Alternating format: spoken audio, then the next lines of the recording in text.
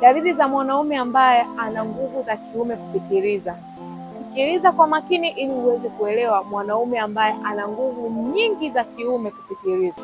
Dalili ya kwanza, mwanaume ambaye amekaa sehemu tu, lakini unakuta maumbile yake yamesimama imara sana, hayawezi kushuka wala hayawezi kufanya chochote, yani yamesimama tu.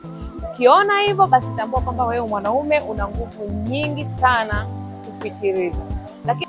Lakini pia unakuta mwanaume amekaa sehemu, lakini sperm zinatoka, yani zile mbegu zinamiminika zenyewe bila kushiriki hata tendo la ndoa. Lakini pia mwanaume ambaye hata akipanda daradara anakuta ngoma imesimama, haishuki, haifanyi nini, hata jizuie vipi, lakini unakuta bado.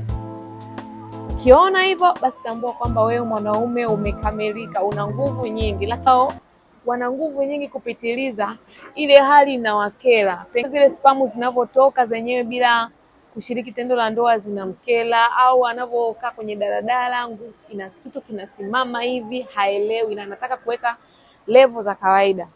Kama ni wewe mwanaume ambaye una nguvu kupitiliza, pia zinaweza kukuletea shida hapo baadaye. Kwa hiyo inabidi uweke kiwango kiwe sawa ili uweze kuimarika vizuri. Kama ni wewe mwanaume uko hivyo, nakupa hongera, lakini pia nakusii uweze kubalance ili homoni zako zikae